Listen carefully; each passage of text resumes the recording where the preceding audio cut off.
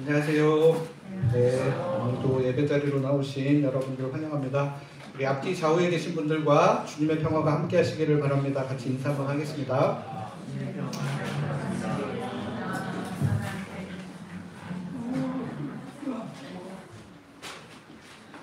이제 묵상기도 하심으로 오늘 주일 예배를 하나님께 드리겠습니다. 오라 우리가 굽혀 경배하며 우리를 지으신 여호와 앞에 무릎을 꿇자. 그는 우리의 하나님이시오. 우리는 그가 기르시는 백성이며 그의 손이 돌보시는 양이기 때문이라. 하나님은 영이시니 예배하는 자가 영과 진리로 예배할지니라. 아멘.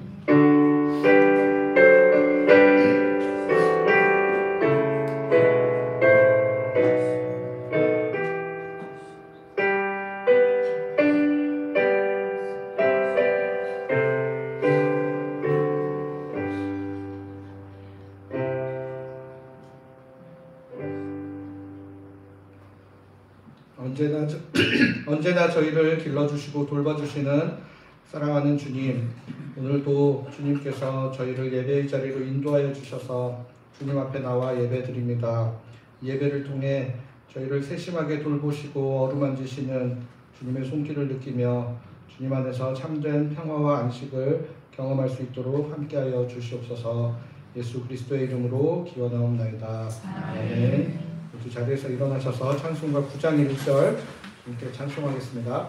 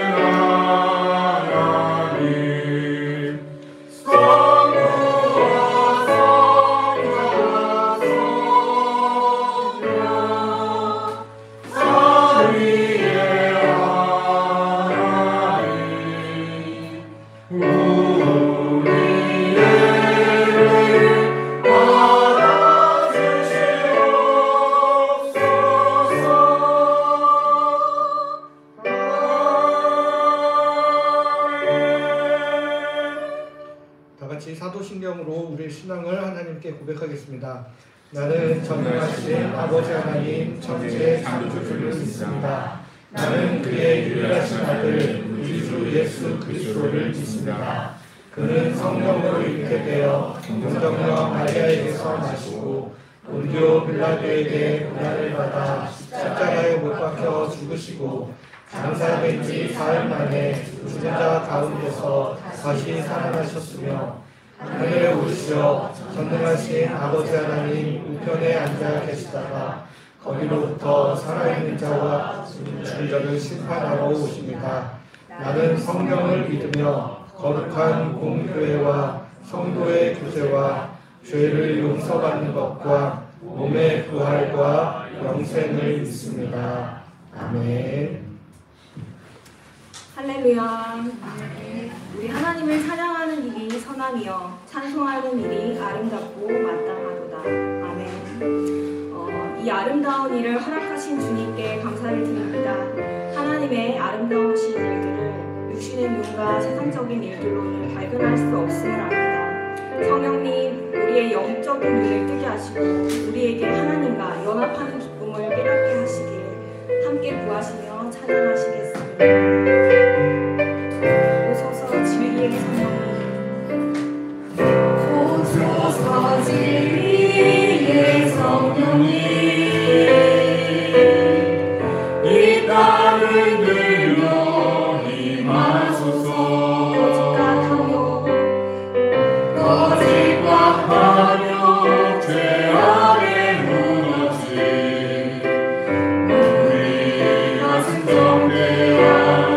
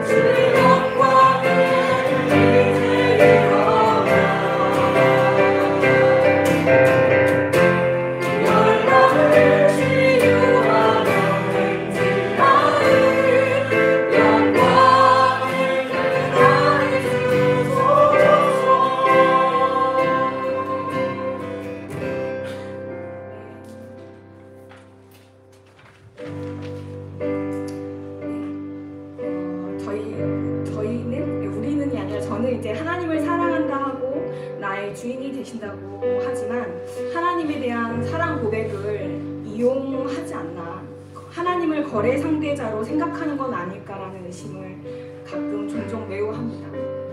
정말 그럼에도 불구하고라는 믿음, 외양간에 송아지가 없어도 그 찬양 아시죠? 그 고백처럼 무엇이 없을지라도의 고백, 그래서 주님 한 분이면 충분하다는 그 고백과 그 기쁨 가운데 정말 거하기를, 그래서 우리의 삶이 충만하기를 소망하는 마음으로 함께 찬양하시면 좋겠습니다.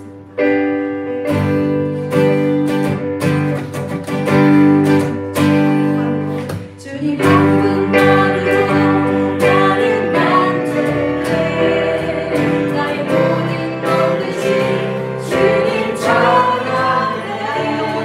나의 영원한 생명 되신 예수님 목소리 높여 찬양해. 주님의 크신 사랑, 주님의 크신 사랑 찬양해. 나의 힘과 능력이 되신 주, 나의 모든 삶, 나의 모든 삶 원하는 건데 주신 주의 사랑 찬양해. 주님 한 분만으로 나는 만족해. 나의 모든 것 대신 주님 찬양해. 나의 영원한 생명 되신 예수님 목소리 높여 찬양해.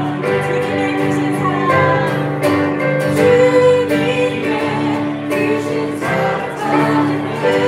나의 힘과 능력이 되신 주, 나의 모든 삶 원하는 건데 주신 주의 사랑 찬양해. 주님의 크신 사랑 찬양해. 나의 힘과 능력이 되신 주, 나의 모든 삶 영광을 얻네. 크신 주의 사랑 찬양해. 주님의 크신 사랑 찬양해. 나의 힘과 능력이 되신 주, 나의 모든 삶 영광을 얻네. 크신 주의 사랑 찬양해. 아멘. 네. 마지막 곡인데요. 저희의 삶을, 우리의 삶을 이미 셀 수 없는 은혜로 채우셨지만 그것을 깨닫지 못해서 자신의 삶을 불행하다고, 하나님은 나를 옆 사람보다 덜 사랑한다고 오해하고 있지 않을까라는 질문을 한번 해봅니다. 내 안에 이미 충만한 주의 은혜와 사랑을 깨닫고 나에게 복 주시기를, 또 사랑을 계속하여서 더하여 주시길 원하시는 주님을 만나시기를 간구합니다. 찬양 가운데 함께 주님을 만나시기를. 세상 모든 풍파 너를 흔들어, 세상 모든 풍파 너를 흔들어. 약한 마음 낙심하게 될 때 내려주신 주의 복을 세어라. 주의 크신 복을 내가 알리라. 많은 복을 세어 보아라. 크신 복을 내가 알리라.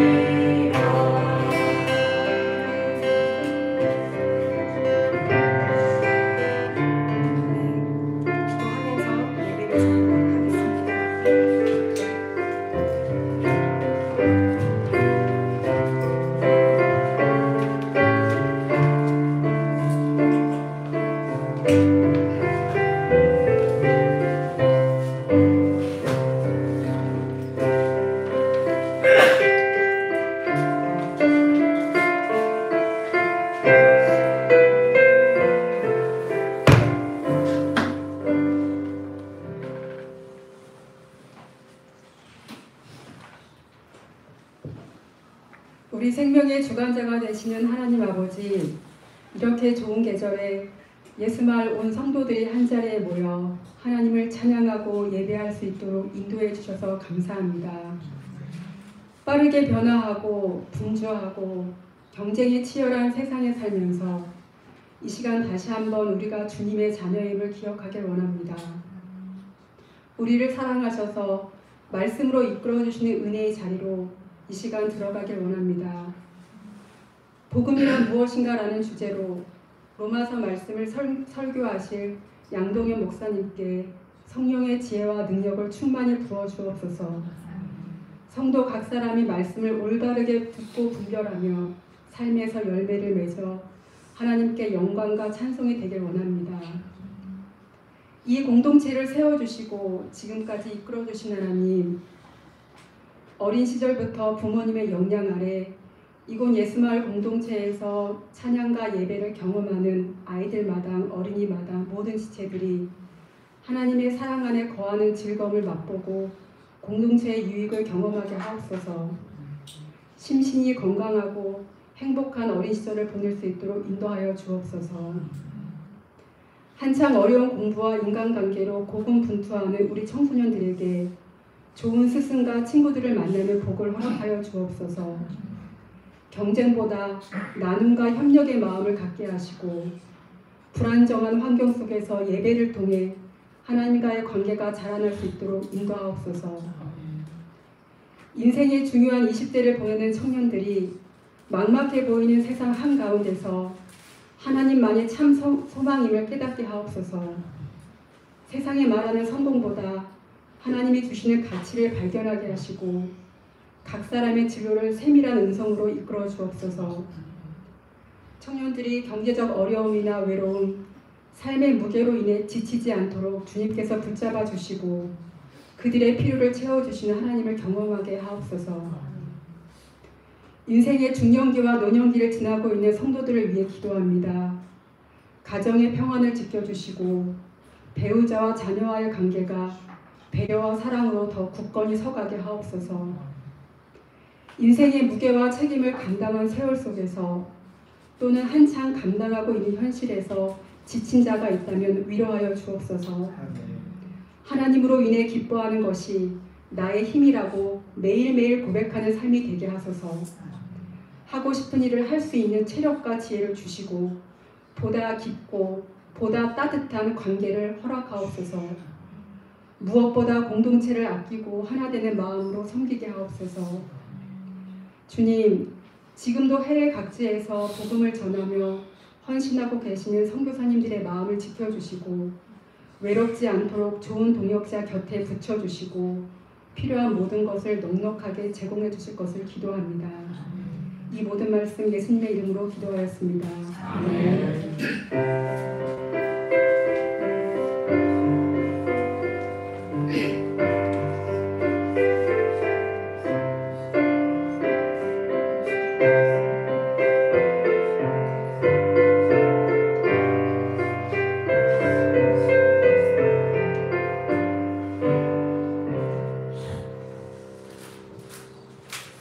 찬송가 218장 1절 함께 찬양하며 봉헌하겠습니다.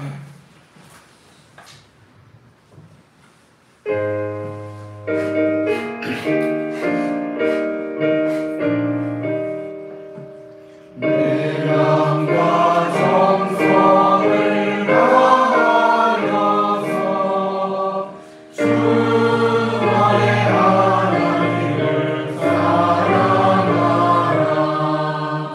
내 몸을 아끼고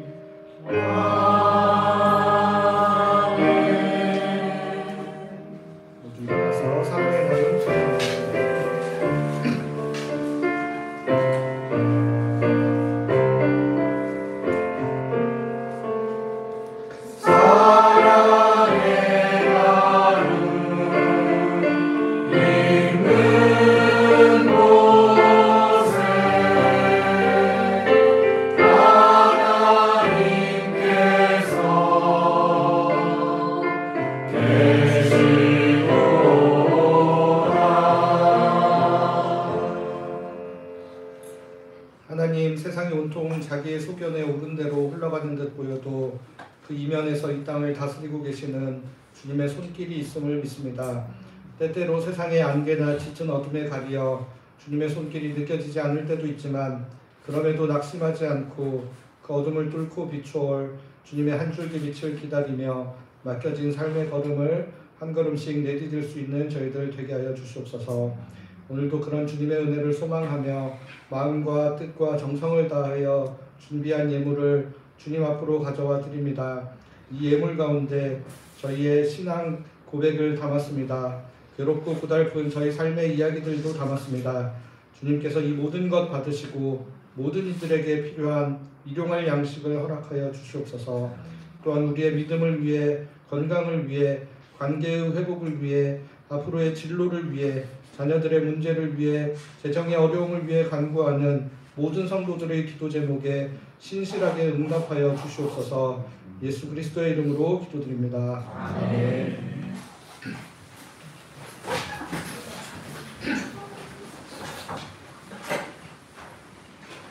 하나님께서 오늘 우리에게 주시는 말씀은 로마서 1장 1절에서 7절까지의 말씀입니다.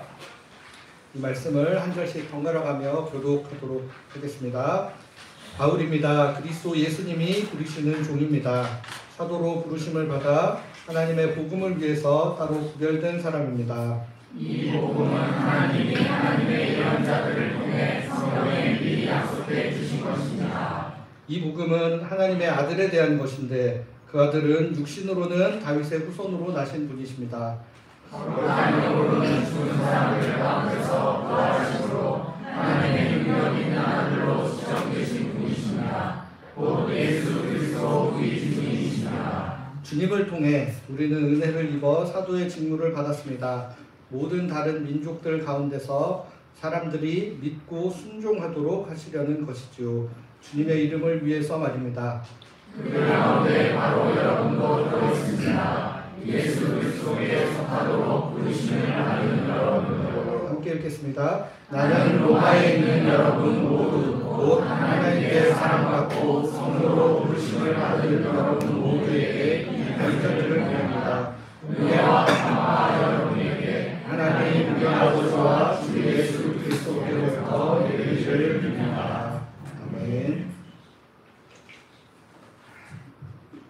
저희가 주일학교 시절에 배웠던 노래 중에 이런 노래가 있습니다. 네, 눈으로도 못 가요 하나님 나라, 힘으로도 못 가요 하나님 나라. 그다음에 2절 3절 벼슬로도 못 가고 지식으로 어여쁘도 만착해도 못 가죠. 어떻게 갈 수 있냐? 후렴에 계속 나오죠. 거듭나면 가는 나라 하나님 나라, 믿음으로 가는 나라 하나님 나라. 이 찬양이 저희의 어린 시절 그리고 과거 우리가 믿었던 복음에 대해 중요한 내용을 이야기해주고 있습니다. 이 찬양은 두 가지 정보를 담고 있습니다. 하나는 하나님 나라는 오직 거듭나야 갈 수 있고 믿음으로만 갈 수 있다는 것입니다. 이 세상에서 중요하게 생각하는 돈, 힘, 벼슬, 지식, 외모, 착함 등으로는 도저히 갈 수가 없다는 것입니다. 그리고 또 다른 하나의 정보는 하나님 나라는 가는 곳이라는 것입니다. 지금 사는 이곳 말고 다른 곳에 하나님 나라가 있다는 뜻입니다. 아마도 우리가 흔히 천국이라고 이야기하는 죽음 이후에 갈 어딘가를 염두에 두고 그곳을 하나님 나라라는 단어로 표현한 것으로 보입니다. 지금 우리가 사는 세상은 하나님 나라가 아니기 때문에 하나님 나라로 옮겨가야 하는데 그렇게 옮겨갈 수 있는 길은 돈도 안 되고 힘도 안 되고 벼슬, 지식, 외모, 마음 착함 이런 거 다 안 되고 오직 거듭남과 믿음으로만 된다는 것입니다. 오늘 저희는 본격적으로 로마서와 성경 전체에서 강조하는 하나님 나라 복음에 대해 같이 생각해 보려고 합니다. 오늘 말씀을 들어보시고 이 찬양에서 이야기하는 하나님 나라와 오늘 설교를 통해 소개되는 성경에서 이야기하는 하나님 나라가 어떤 공통점과 어떤 차이점이 있는지 한번 비교를 해보시면 좋을 것 같습니다. 저희는 지난주에 우리나라 개신교에서 전통적으로 강조해온 십자가 속죄의 복음이라는 것이 우리가 믿는 복음의 전체를 대변하는 복음으로 받아들여지는 데는 한계가 있다라는 이야기를 같이 함께 나누었습니다. 십자가 속죄의 복음이 예수 그리스도의 십자가의 보혈의 은혜로 우리가 죄사함을 받고 그 다음에 우리가 죽어서 천국을 갖게 되는 것, 거기에 굉장히 초점을 맞추고 있다 보니 지금 이 땅에서의 삶과 분리가 된다는 점, 그리고 이거는 철저히 개인적이고 내면적이기 때문에 우리 바깥 세상에서 일어나는 일들에 대해 관심이 아무래도 멀어질 수밖에 없다는 점, 그리고 예수 그리스도의 십자가 사건 외에 예수 그리스도의 공생의 사역이나 부활 사역에 대한 중요성이 떨어질 수밖에 없다라는 점을 그 한계로 설명을 드렸습니다. 그런데 지난주 말씀을 또 오해하시면 안 되는 게 십자가 속죄의 복음이 틀렸다는 이야기가 아닙니다. 십자가 속죄의 복음도 저희가 설명하려는 하나님 나라 복음의 한 부분으로 중요하게 다뤄져야 하지만 그 십자가 속죄의 복음만이 성경 전체에서 이야기하는 복음, 그리고 저희가 살펴보는 로마서에서 이야기하는 복음의 모든 것을 아우르는 복음은 아니다. 모든 것을 다 아우르기에는 한계가 있을 수밖에 없다라는 점을 말씀드린 겁니다. 제가 여러분들 표정을 보니 이게 도대체 무슨 소리인가 그죠? 듣는 분들도 계시고 또 지난주 설교를 못 들으셔서 이제 잘 이해가 안 되시는 분들도 있을 텐데 저 유튜브에 지난주 설교가 있습니다. 한번 들어보시거나 아니면 제가 추천드렸던 지난주에 안용성 교수님이 쓰신 로마서와 하나님 나라라는 책을 한번 읽어보시면 도움이 되실 것 같습니다. 하지만 지난주 내용을 잘 모르셔도 오늘 설교 이해하는데 큰 지장은 없습니다. 그렇기 때문에 한번 좀 천천히 따라와 보시면 좋겠습니다. 제가 앞에서 틈틈이 말씀드렸고 또 소개해드린 책 제목을 통해 어느 정도 스포일러가 되었듯이 저희는 앞으로 십자가 속죄의 복음이 아닌 하나님 나라의 복음이 바로 로마서와 성경 전체에서 강조하는 참된 복음에 가깝다는 관점에 근거하여 로마서 말씀을 살펴나가고 읽어나갈 것입니다. 그러기 위해서는 우리가 먼저 하나님 나라가 무엇인지 좀 정의를 하고 가야 합니다. 우리가 하나님 나라라는 말을 굉장히 많이 사용은 하지만 각자가 머리에서 그리는 하나님 나라의 모습이 다를 수 있기 때문입니다. 앞서 예를 들었던 돈으로도 못 가요 찬양에서는 하나님 나라라는 단어의 표현을 죽어서 가는 천국으로 생각하고 찬양 가사를 쓴 것처럼 보인다라고 말씀을 드렸듯이 우리 각자의 머릿속에 하나님 나라라는 똑같은 단어를 듣고도 생각들이 다 다를 수 있다는 겁니다. 그러나 이제 저희가 앞으로 계속 이야기할 하나님 나라는 죽어서 가는 천국을 의미하는 용어로만 사용하지는 않을 겁니다. 성경에 사용된 하나님 나라라는 단어는 좀 더 포괄적인 의미를 담고 있는 표현이라고 할 수 있습니다. 구약 성경이 히브리어로 쓰여진 것은 알고 계시죠? 그리고 또 신약 성경은 헬라어로 쓰여져 있는데 그 히브리어와 헬라어에서 이제 나라라고 우리말로 번역되어 있는 히브리어와 헬라어 원어를 찾아가 보면 이제 왕이라는 단어와 어근이 같은 거기에서 파생된 단어들입니다. 직역하면 나라라는 단어는 왕국에 가까운 단어입니다. 그럴 수밖에 없는 것이 당시 대부분의 나라들이 왕이 다스리던 나라였기 때문입니다. 지금이야 나라의 주권을 국민들이 가지고 있기 때문에 국민이 주인인 국가, 즉 민주주의 국가들이 많이 있지만 이제 고대 왕정 시대에서는 주권, 영토 모든 것이 왕에게 귀속되어 있었습니다. 따라서 성경에서 하나님 나라라고 하면 하나님께서 왕이신 나라, 하나님께서 다스리시는 나라, 하나님께서 주인이신 나라로 이해를 할 수 있습니다. 이런 관점에서 보면 하나님의 다스림이 미치는 곳이면 그곳이 하나님 나라인 것입니다. 따라서 우리 개인이 하나님의 다스림에 온전히 순종하며 살아가면 우리가 살아가는 삶의 터전이 곧 하나님 나라인 것입니다. 하나님의 다스림에 온전히 순종하는 사람들이 모여있는 공동체인 교회가 곧 하나님의 나라입니다. 우리가 여전히 하나님의 다스림에 순종하지 않는 사람들을 하나님의 다스림 안으로 초청해 오는 것이 바로 전도라고 할 수 있습니다. 그렇다면 앞서 이야기한 이제 죽은 이후에 가는 천국은 무엇이냐? 이것은 완성된 하나님 나라의 한 형태라고 말씀드릴 수 있습니다.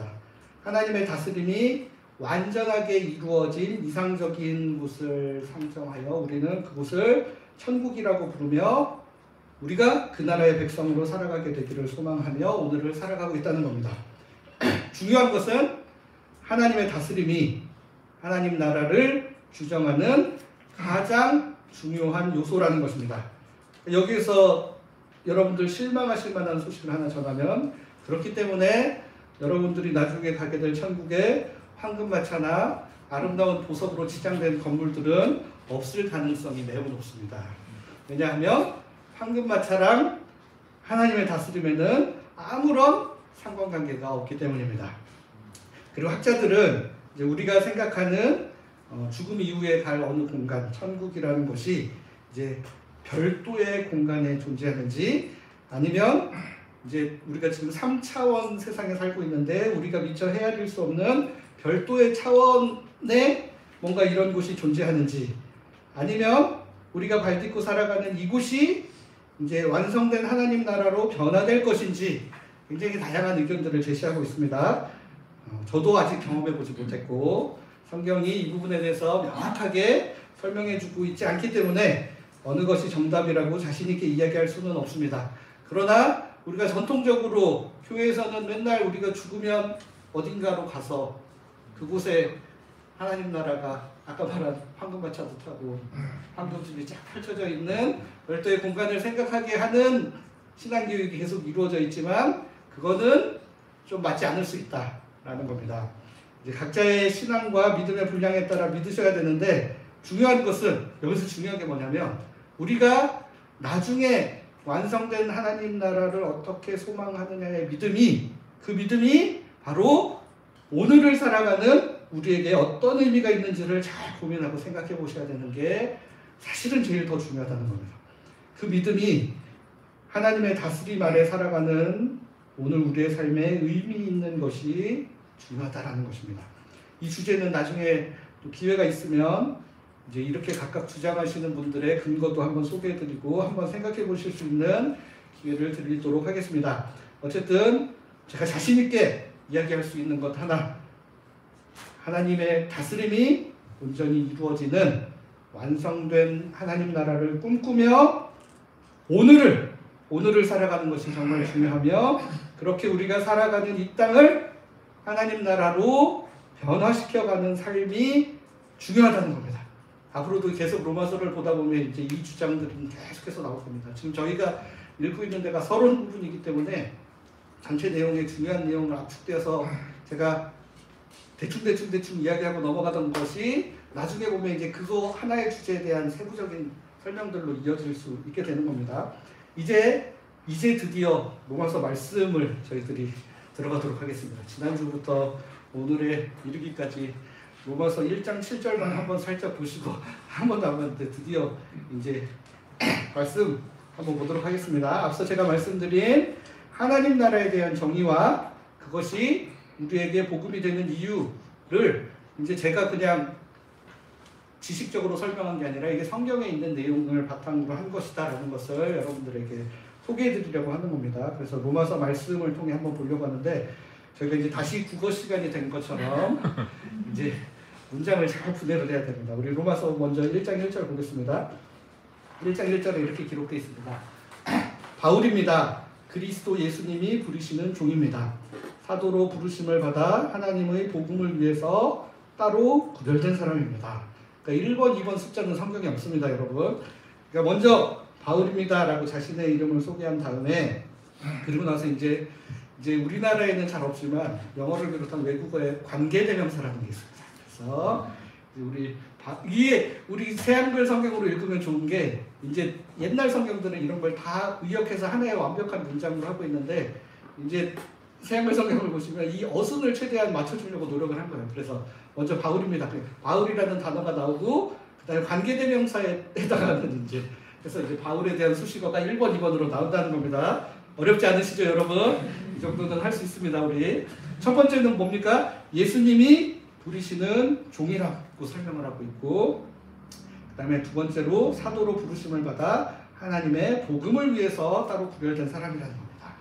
여기서 자신을 그리스도의 종이다 라고 표현하는 건 뭡니까? 종이라는 것은 주인의 명령에 절대적으로 복종할 수밖에 없는 그런 존재라는 거죠. 그래서 그리스도 예수님의 다스림에 전적으로 순종하고 있는 자신의 모습을 극단적으로 강조한 표현이라고 할 수 있겠죠. 여기에서부터 이미 다스림에 대한 의미들을 내포하며 이야기를 하고 있습니다. 두 번째로 또 자신은 하나님의 복음을 위해서 따로 구별된 사람이다 라는 이야기입니다. 그러니까 제가 지난주 배경 설명하면서 말씀드렸듯이 바울 사도는 지금 스페인, 당시의 땅끝이라고 생각하는 스페인의 복음을 전하러 가기 위해 로마 교회의 후원을 좀 받고 싶어서 지금 이렇게 편지를 쓰고 있기 때문에 이제 자기가 어떤 일 하는 사람인지를 소개를 해야 되는데, 자기는 하나님의 복음 전하는 사람입니다 이렇게 소개를 하고 있죠. 자기가 하나님 복음 전하는 사도로서의 정체성을 강조하면서, 그러면서 이제 자기가 전하러 가는 복음이 어떤 복음인지 2절부터 3절 전반부 말씀, 여기서 이제 또 다시 또 관계대명사가 또 나옵니다. 여러분, 사실 이 하나님의 복음이라는 단어가 거의 제일 끝에 붙어 있어요. 문장 제일 끝에 붙어 있고, 바로 또 관계대명사로 이 복음은, 내가 전하려고 하는 이 복음이 어떤 복음이냐, 이 복음은 하나님이 하나님의 예언자들을 통해 성경에 미리 약속해 두신 것입니다. 또 두 번째는 이 복음은 하나님의 아들에 대한 것입니다. 이렇게 두 가지로 설명을 하고 있습니다. 그러니까 먼저 바울이 전하고자 하는 복음은 자기가 막 어느 날 갑자기 하늘로부터 계시 받아가지고 직통 계시, 다메섹에 가는 길에 예수님 만나가지고 그 자리에서 예수님으로부터 직접 들은 복음을 여러분에게 전하는 게 아닙니다. 자기는 이미 구약 시대부터 하나님의 예언자들을 통해 구약 성경에서 이미 여러 번 성경에 약속해 놓으신 그 복음을 여러분들에게 전하는 겁니다. 그러니까 여러분들 신약 성경이 기록되던 당시에, 여기 성경이라고 하면 당연히 구약 성경을 지칭을 하고 있는데, 그러니까 구약 성경에도 복음, 기쁜 소식이라는 단어들이 등장을 합니다. 복음이라는 단어가 헬라어로는 유앙겔리온이라는 단어입니다. 구약 성경이 원래 히브리어로 아까 기록되어 있다고 말씀드렸죠. 그러니까 저희가 지금 히브리어, 헬라어 성경을 보지 않듯이 당시 히브리어로 기록된 성경도 당시 보편적으로 사용되고 있던 보편 언어인 헬라어로 번역해서 구약 성경을 번역해서 보던 성경도 존재했다는 겁니다. 그래서 당시 사람들이 헬라어로 번역된 구약 성경을 70인역이라고 부릅니다. 그때 당시에 헬라어로 번역된 사람들이 봤던 성경을 70인역이라고 부르는데, 그 70인역 성경에도 유앙겔리온, 복음이라는, 그러니까 마가복음에도 있죠. 하나님의 복음의 시작이라 이렇게도 표현하는 이 복음이라는 유앙겔리온이라는 단어, 그 다음에 오늘 본문에도 나오는 하나님의 복음을 위해서 구별된 이 유앙겔리온이라는 단어가 구약의 이제 복음으로 알려진 두 본문에 기록이 되어 있는 걸 여러분들에게 한번 소개를 해드리려고 하는데, 그게 바로 이사야 52장 7절과 40장 9절 10절 말씀입니다. 우리 한 목소리로 한번 읽어볼까요? 시작. 그는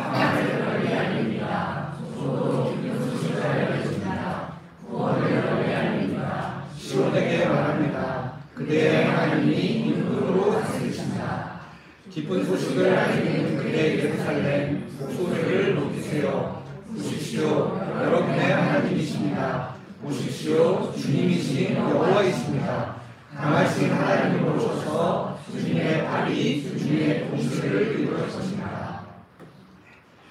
여기 이사야서의 두 본문에서 이야기하는 좋고도 기쁜 소식, 이게 바로 유앙겔리온입니다. 이 유앙겔리온이 무엇이냐? 바로 하나님께서 다스리신다는 것입니다. 하나님께서 우리의 주님이 되신다는 겁니다.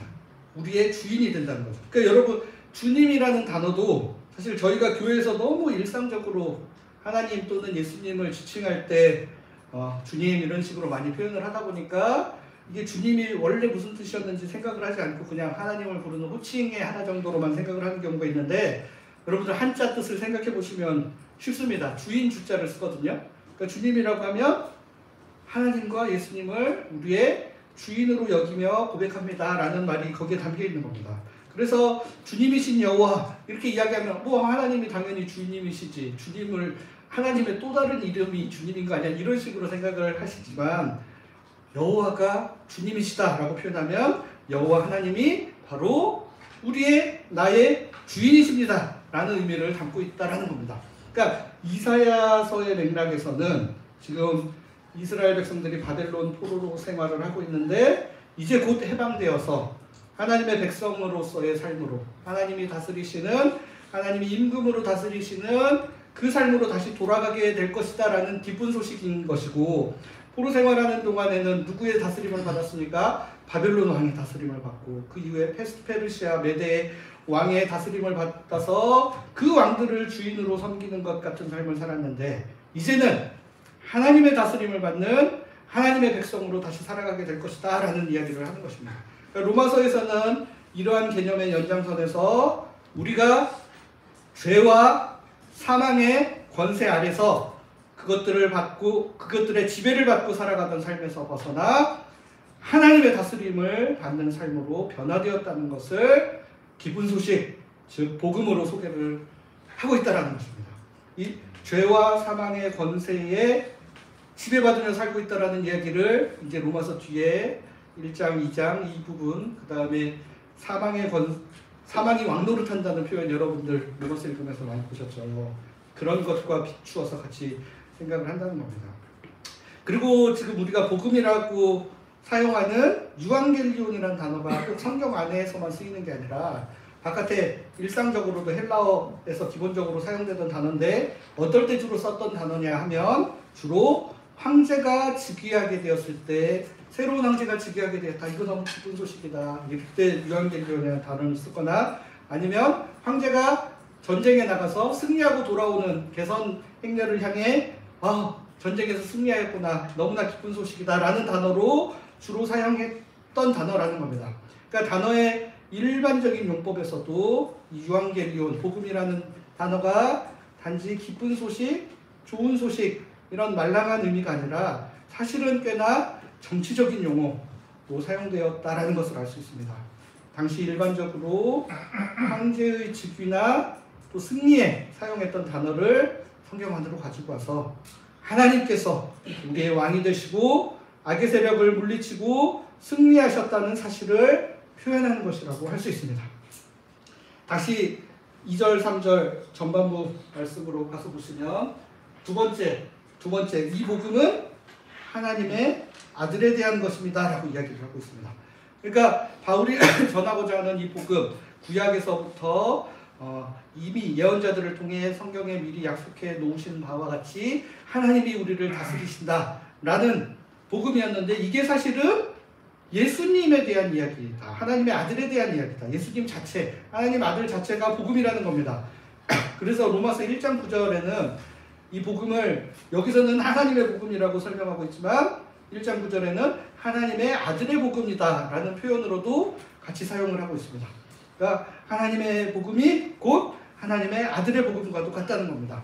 지금 하나님의 복음 첫 번째가 구약 성경에서부터 미리 약속된 복음으로 하나님께서 우리를 다스리시고 통치하신다.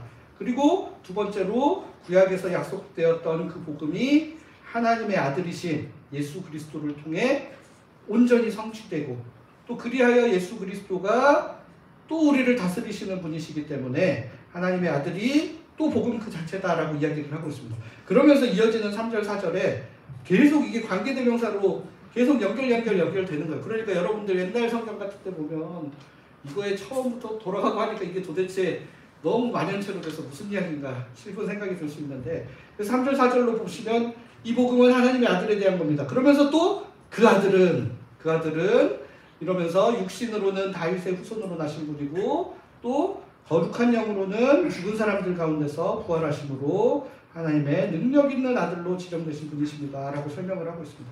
그러니까 첫 번째로 이 아들이 바로 다윗의 후손이라고 설명을 하고 있습니다. 유대인들에게 다윗의 후손이라는 말은 메시아를 가리키는 관용어라고 할 수 있습니다. 마치 우리도 가시방석이라고 이야기를 하면 여러분들 중에 가시로 만든 방석을 막 머릿속에 떠올리는 분이 거의 없으시죠. 그냥 굉장히 앉아있기 불편한 자리 먼저 떠오르듯이 유대인들에게 다윗의 후손 그러면 다윗의 실제적으로 그 후손 중에 누구를 떠올리는 게 아니라 메시아라는 단어가 먼저 떠오르게 되었다라는 겁니다.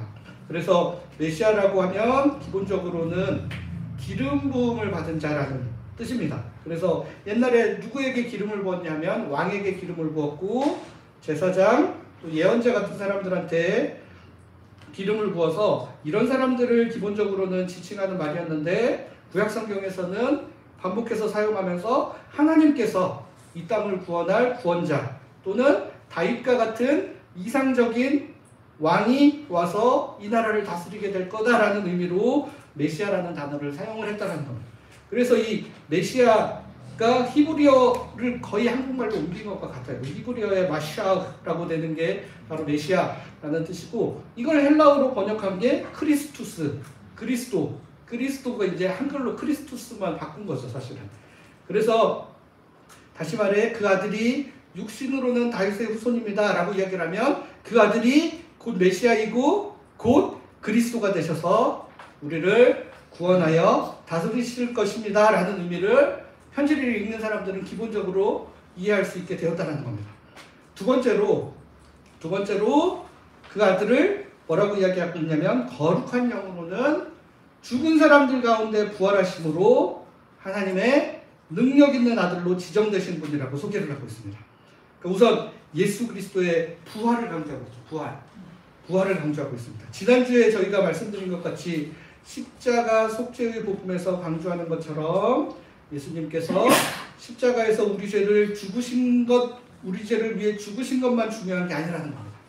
예수님께서 부활하신 사실이 중요한 이유는 하나님의 능력 있는 아들로서 우리를 다스리셔야 하기 때문입니다. 그러니까 예수님께서 돌아가셔서 없어지시면 그냥 예수님이 우리를 다스리실 수는 없는 거예요. 그래서 우리의 죄 문제를 해결해서 우리를 천국에 보내는 것만 중요한 과업이셨다면 그냥 십자가에서 다 이루셨다 하고 끝나시면 되는 거죠. 그러나 예수님께서 부활하셨기 때문에 하나님의 능력 있는 아들임을 온 세상에 드러내실 수 있게 되었다는 겁니다.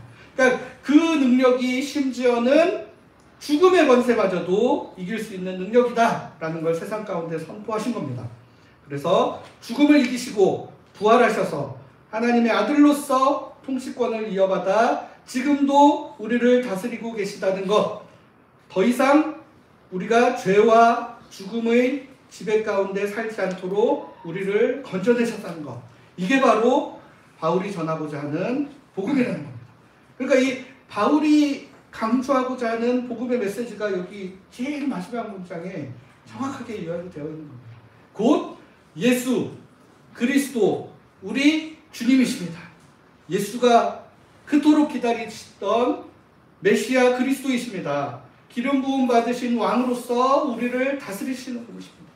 그리고 죄와 사망의 권세를 이기시고 부활하신 능력 있는 하나님의 아들로서 지금도 우리를 다스리시는 우리의 주님이시다. 이게 바로 복음이라는 겁니다, 여러분. 이게 바로 기쁜 소식. 그러니까 단지 그냥 우리 이전에 지었던 죄 사하여 주시고 우리를 죽은 이후에 천국 보내주시는 거가 전부가 아니라 지금도 죄와 사망이 왕노릇하는 것처럼 느껴지는 이 세상에서 그 다스림 안에서 살아가고 있는 우리를 건져내서 사랑의 하나님의 나라로 하나님의 다스림을 받는 하나님 나라의 백성으로 삼아 주신다는 것입니다. 예수 그리스도의 십자가와 부활이 우리를 죄와 사망의 지배에서 구원해내신 결정적인 사건이라는 겁니다. 그러니까 여러분 마치 제가 지난번에도 예를 한번 들었듯이 일제강점기 이후에 광복이 되었다는 사실이 예수 그리스도의 십자가와 부활로 이미 선포가 되었습니다. 이미 선포가 됩니다. 그렇기 때문에 이제는 여러분들이 이전에 일제강점기에 일본의 지배를 받는 것처럼 사는 것처럼 노예근성이라고 표현하는 그런 것에 젖어서 살 것이 아니라 이제는 광복이 되었기 때문에 우리는 자유민으로서 자유로운 대한민국의 백성으로 살아갈 수 있다는 사실을 받아들이고 그 삶을 교정하고 변화시켜야 되듯 이전까지 우리가 죄와 사망이 왕노릇하는 세상에서 살고 있다가 예수 그리스도께서 십자가에서 죽으시고 부활하심으로 새로운 하나님 나라를 여셨다는 사실, 이거는 이제 객관적으로 일어난 사실이에요. 그렇기 때문에 여러분들이 그것을 받아들이고 이전에 살던 것처럼 여전히 죄와 사망이 지배하는 것 같은 삶의 습성 그대로, 그 관성 그대로 살아가는 게 아니라 이제는 새로운 하나님 나라의 백성으로서의 삶으로 전환하여 살아갈 수 있게 되었다. 이게 바로 우리에게 복음이라는 겁니다, 여러분. 우리 주님은 우리를 주님의 다스림 받는 그 나라의 백성으로 살게 하실 뿐만 아니라 그 나라의 백성이야 너네, 그것뿐만 아니라 우리를 양자로까지, 예수님과 동급, 예수님의 동생 양자로까지 삼아주시고, 또 우리뿐만 아니라 이 땅에 있는 모든 피조 세계까지 하나님의 온전한 다스림 가운데서 참된 샬롬, 참된 평화를 맛보게 하신다는 것, 이게 바로 로마서 뒷부분에서 계속 이제 전체 말씀에 흐르는 참된 하나님 나라의 복음이라는 겁니다. 그러니까 여러분, 그냥 나 하나 예수 믿고 구원받아서 천국 가야지, 복음이 이렇게 시시하고 우리 개인에게만 해당되는 굉장히 좁은 의미가 아니라 더 넓은, 우리 죽은 이후의 삶뿐만 아니라 지금 당장 오늘을 사는 여러분의 삶까지도 변화시키고 새롭게 하는 능력으로서 나타나는 것이 바로 복음이라는 것입니다. 지금 로마 교회에 보내는 편지를 이제 본격적으로 아직 시작도 안 했어요. 1, 2, 3, 4절. 이제 지난주에 말씀드린 것처럼 자기소개하면서 압축적으로 요약되어 있던 이 복음이 이제 앞으로 이제 본론에 들어가면 얼마나 더 풍성하고 아름답고 훌륭한 복음인지를 더 풀어서 이제 하나하나 설명해 가게 될 것입니다. 사랑하는 성도 여러분, 예전에 여러분 예수 믿는다고 고백하고 세례 받았으니 이제는 죽고 나서도 내 인생은 걱정 없다 라고 생각하며 사시면 안 됩니다. 마치 사후 보장 보험에 가입해 놓은 것처럼 사후의 문제는 이미 해결됐으니 이 땅에서는 나 하고 싶은 거 좀 마음껏 누리면서 살아보자 하면서 살면 안 된다는 것입니다.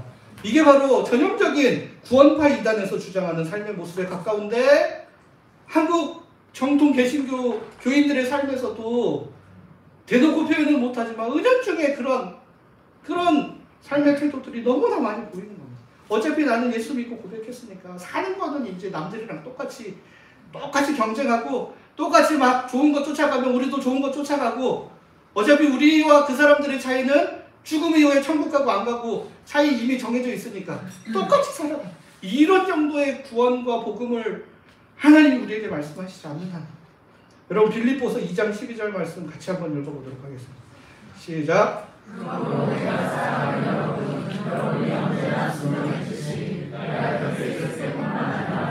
지금 내가 떠나 있을 때에도 두려움과 떨림으로 여러분 자신들의 구원을 이루어나가시오. 여기서 이야기하는 두려움과 떨림으로 우리의 구원을 이루어가야 한다는 말은, 그러니까 우리가 열심히 노력하고 애써서 구원을 성취하는 뜻이 절대 아닙니다. 아까 말씀드린 것처럼 예수 그리스도의 십자가와 부활로 인하여 우리의 구원을 위한 결정적인 사건은 이미 일어났습니다. 두렵고 떨림으로 우리의 구원을 이루어간다는 것은 겸손한 마음으로 내가 내 삶을 주장하거나 여전히 죄와 사망의 권세 안에 살아가던 삶의 관성 그대로 따라 살지 않고 진짜로 우리를 다스리시는 하나님 앞에 우리의 삶을 끊임없이 내어드려야 한다는 의미입니다. 왜냐하면 우리는 조금만 방심하면 우리 자신이 삶의 주인이 되려고 한다거나, 아니면 우리가 좋게 생각하는 우리의 우상들에게 우리 삶을 내어주려고 하는 경향성을 가지고 여전히 죄된 습성과 관성을 여전히 가진 채로 이 땅을 살아가는 사람들이기 때문인 것입니다. 그렇기 때문에 우리 하나님께, 예수님께 우리 삶의 중심을 내어드리는 일을 평생 연습하고 훈련해야 합니다. 어제 주님의 주되심 가운데 잘 살았다고 오늘 여러분들이 하나님과 예수 그리스도의 주되심 가운데 산다는 보장이 없다는 거예요. 그러나 자꾸 훈련하면 조금은 낮습니다, 여러분. 맨날 처음과 같이 원상태로 돌아가는 게 아니라 그래도 이 회복 탄력성이라고 하죠. 갔다가 돌아오는 주기도 훨씬 짧아지고 이제 잠깐 나갔다가 얼른 들어오게 되는 정도로 계속 신앙이 성장해 나갈 수 있다는 거. 그렇기 때문에 여러분, 너무 먼 미래 그리고 우리 죽은 이후의 삶에 지나친 관심을 두시기보다 바로 지금, 바로 오늘 우리가 살아가야 하는 이 삶에서 온전히 하나님을 주인으로 모시고 그 하나님의 다스림 가운데 하나님 나라의 백성으로서 하나님의 자녀로서 살아가는 우리들이 될 수 있도록 주님께서 여러분들에게 은혜 주시기를 간절히 바랍니다. 같이 기도하겠습니다. 하나님, 우리의 왕이 되어 주시옵소서. 아니, 우리의 왕이신 하나님을 진짜 주님으로 고백하고 받아들이며 사는 사람들 되게 하여 주시옵소서. 불완전하고 고달픈 우리의 인생만 바라보고 사는 것이 아니라 지금도 온 세상을 다스리시며 저희를 참 생명과 평화와 샬롬의 삶으로 초청하시는 우리 주님을 온전히 신뢰하며 살아가는 사람들 되게 하여 주시옵소서. 저희는 오늘 이렇게 주님께 간구하고 마음을 새롭게 하여도 내일 다시 죄와 사망의 권세 아래 사는 것처럼 살아갈 수도 있을 만큼 연약한 존재들입니다. 그렇기 때문에 주님의 도우심이 필요합니다. 성령 하나님께서 저희를 붙들어 주시고 인도하여 주시옵소서. 참 생명의 구주 되시는 예수 그리스도의 이름으로 기도드립니다. 아멘. 모두 자리에서 일어나셔서 성령 찬양 30장 1절 3절 찬송하시고 축사하고 일어나시겠습니다.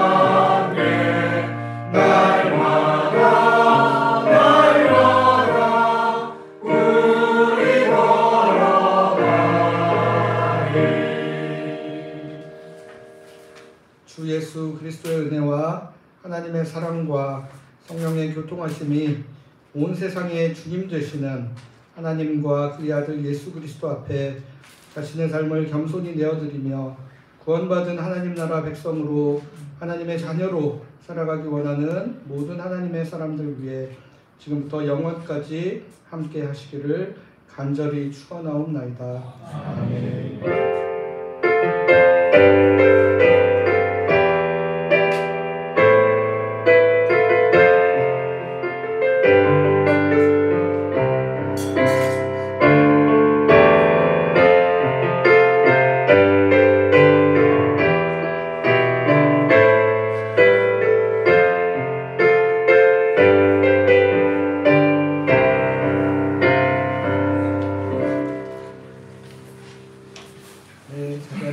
오늘도 예배자리로 나오신 모든 성도님들 주님의 이름으로 환영합니다. 우리 유경자매님 또 오랜만에 나와주셔서 반갑습니다. 환영합니다. 네. 오늘은 뭐 광고 드릴 내용은 많이 없습니다. 우리 성탄절 가족음악회 그때 처음에 한 팀 신청하고 또 신청이 없습니다. 좀 관심을 가져주시고요. 그다음에 오늘 식사 다음에 운영위원회 갖도록 하겠습니다. 이제 저희 운영위원들이 이제 마련한 지난번부터 계속 광고해드린 개정정관 초안 소개하는 시간 가지려고 합니다. 개정 취지와 의미에 대한 설명 경청해 주시고 또 이제 한 주 동안 개정되는 내용에 대해 잘 생각해 보신 다음에 다음 주일에는 이제 서로 의견 교환하는 공청회 시간을 좀 갖도록 하겠습니다. 계속 관심 가져주시고 기도해 주시면 좋겠습니다. 우리 허원대 집사님 나오셔서 개정 정관에 대한 소개해 주시도록 하겠습니다. 여러분들 이제 여기 그 인쇄물이 있고요.